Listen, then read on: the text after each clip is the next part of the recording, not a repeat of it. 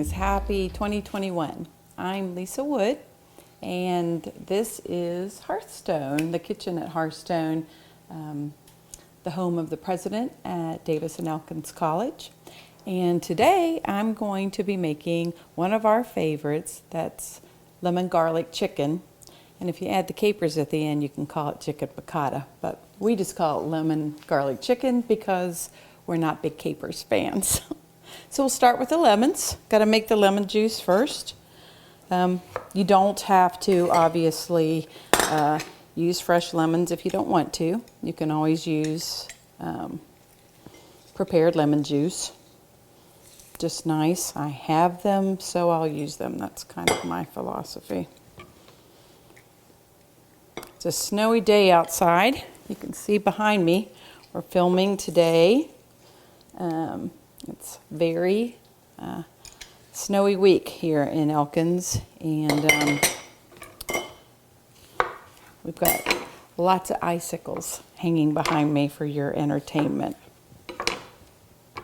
So you may not know this about me, but my family has owned restaurants. My great-grandfather owned a restaurant in Huntington, West Virginia, and then my grandfather joined him after marrying my grandmother Eunice, and they opened a couple restaurants, but what they're really known for is restaurants that are called Dwight's in Huntington, and they were in Huntington. The last one is run by my Uncle Mike. He's in St. Albans, West Virginia, and so if you know Dwight's restaurants in Huntington and you miss those husky steak sandwiches and onion rings, I recommend heading down that way. The recipe I'm gonna prepare today, this was one of my mom's favorites. She liked lemon chicken, and I don't really follow a specific recipe. This is one of those that I think you just kind of need to have ready and available. All right, so the lemons are ready to go. Push those to the side. So I'm going to sear the chicken, and it's always good to have butter, but if you don't want your butter to burn, you add olive oil. So you mix a little bit of olive oil and butter, and again, I just put as much as I think looks good. Don't really have a specific amount. Put some of this good Vermont butter, and we'll let that pan get nice and hot. And while that's getting hot, I'm going to prepare the chicken. A little bit of salt and pepper. Running low on salt.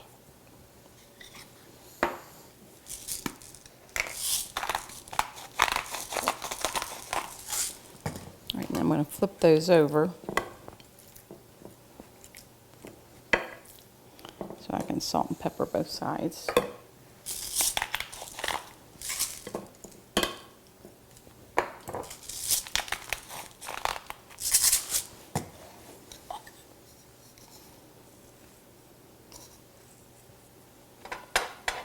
All right, pan's nice and hot. Butter's melted into the olive oil.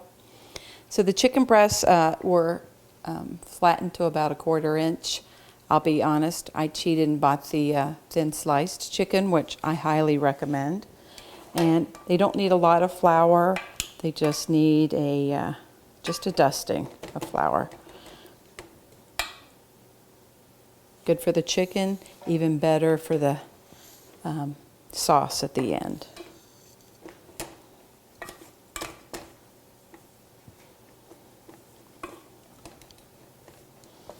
Now Chris and I have been trying to get a little bit healthier.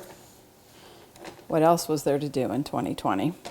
So I normally, when I'm preparing this for us, I would probably use either almond or coconut flour instead of regular flour.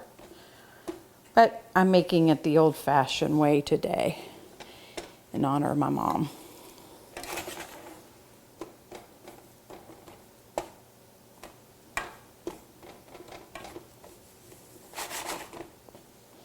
And they're starting to sizzle a little bit.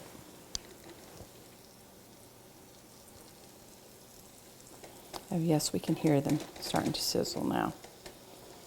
Okay, so we're going to let the chicken breasts cook till, because they're thin, they cook pretty quickly. So I would say 3 or 4 minutes on each side. If your pan is nice and hot, I think mine could have been a little hotter. So may take a few more minutes. Speaking of my mom, while the chicken's cooking, today would have been my mom's birthday. She's been gone over 10 years now, but today was her birthday. And this was her recipe box. And so while I'm not a big stickler for following recipes, unless I'm baking, and then you need to follow recipes when you're baking. But more than the recipes themselves, I enjoyed looking through it and looking at my mom's handwriting. And so my brother recently, this one's my favorite, and it's probably the oldest and dirtiest, but look at her beautiful, neat and tidy handwriting. This one's for cranberry cake, which I follow to the T when I'm cooking her cranberry cake. And just about every year, my dad or my brother texts me or emails me and asks me for one of my mom's recipes. So keep those recipes, and then I suppose for my children and grandchildren, I probably should be writing a few things down so that they have memories in a box like I do. So the chicken's looking like it's starting to get pretty good on this side. I'm going to cheat and just take a peek. Yep, few more minutes maybe. While we're doing that, I'm going to work on my the garlic for later. I'm going to use 3 cloves of garlic, and of course, how much garlic you put in is completely up to you. I'd probably use a little more, and my husband would probably use a little bit less. So I'm going with 3 cloves of garlic. My grandmother probably would have said one clove of garlic for each person. So let me see how this piece looks like. It's starting to look pretty good.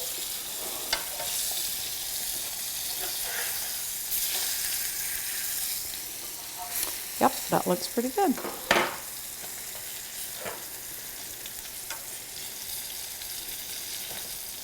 I think that one's going to be next. I'm going to trade spaces. Let this one come over here. This seems to be the good spot.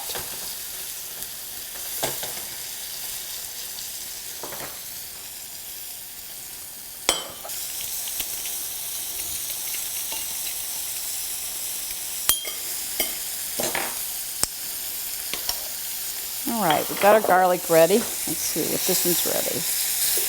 Oh, that one looks really good.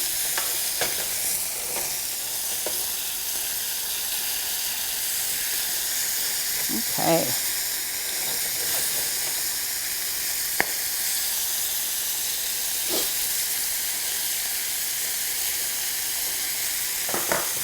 Now, if you have some weights, you could weight them down here.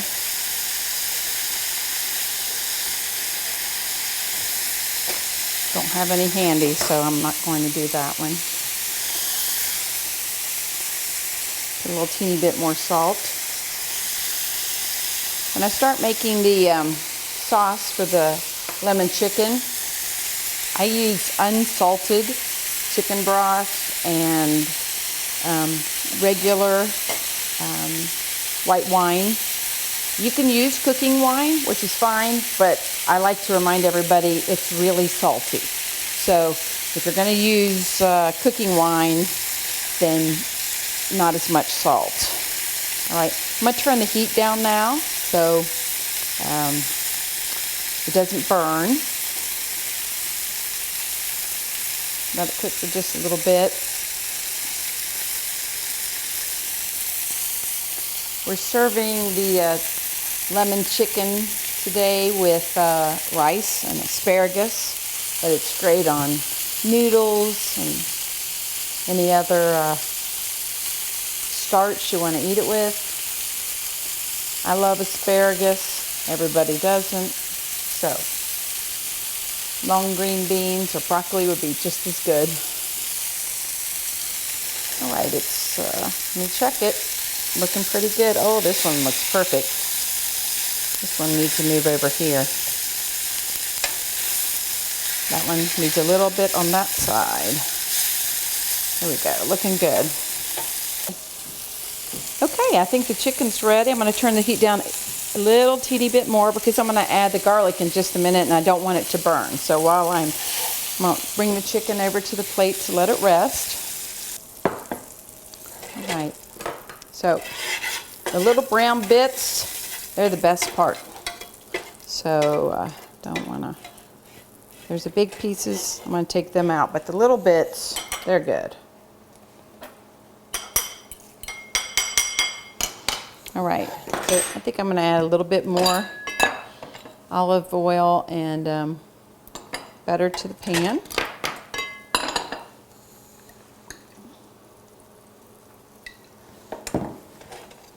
All right, so we've got all of our little bits that we are going to scrape out.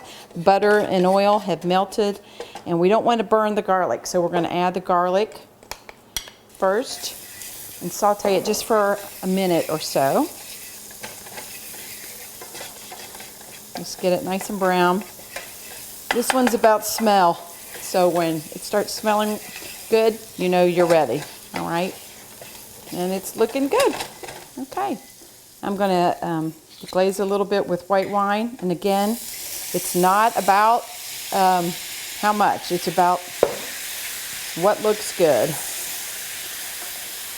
Deglaze it with the wine. Smells really good. Now we're going to add the lemon juice. And I'm going to turn it back up, and I'm going to actually try and bring that to a boil. And you want to reduce it by 2 or 3 times, depending on how thick you like your sauce.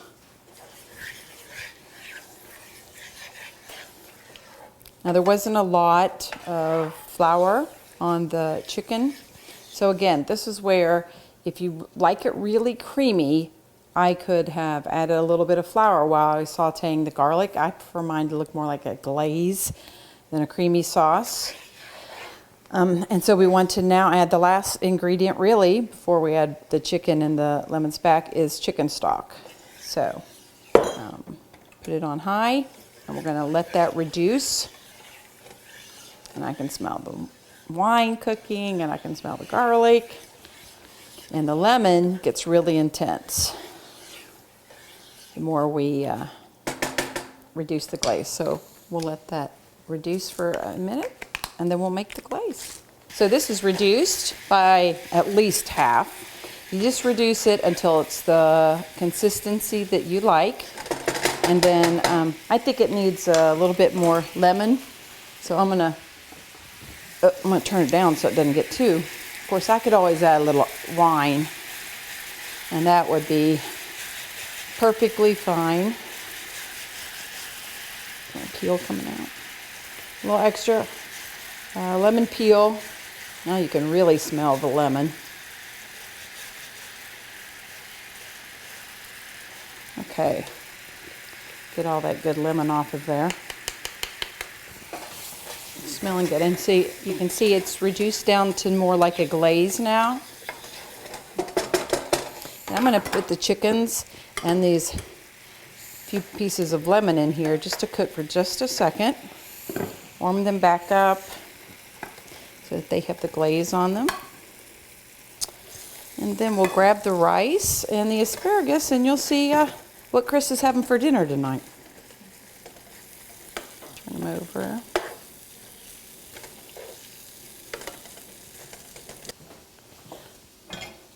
All right, it's got a red plate, of course. And I'm going to take my rice. This is just basmati rice, my favorite kind of rice. I'm just going to put in a little bit of butter.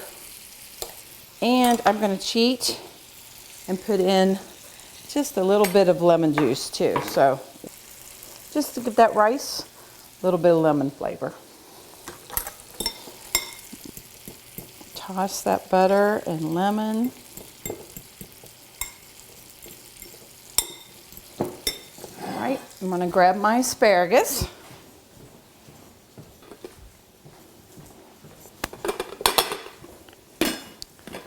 All right, everything looks good. All right, so this is how dinner will look this evening at our house.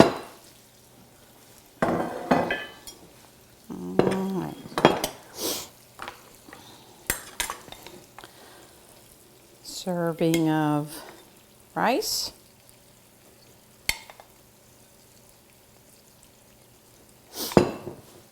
And a couple of our lemon chicken.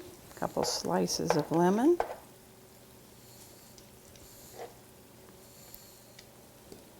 Gotta make room for the asparagus.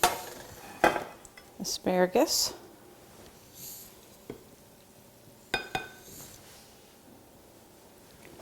And finally, we're going to add some fresh chopped parsley on top.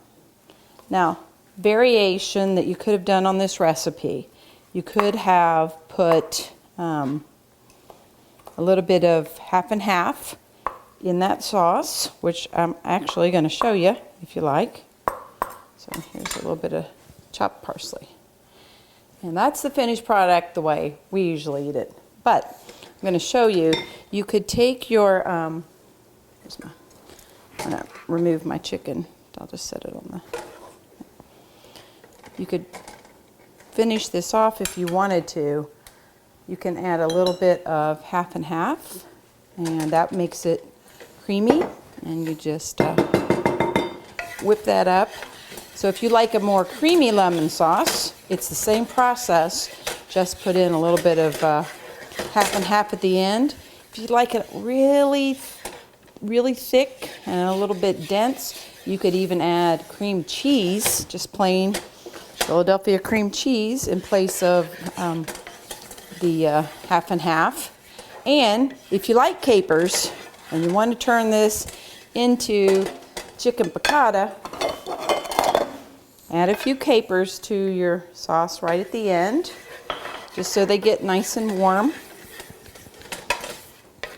And you could pour the sauce over the chicken like so. All right.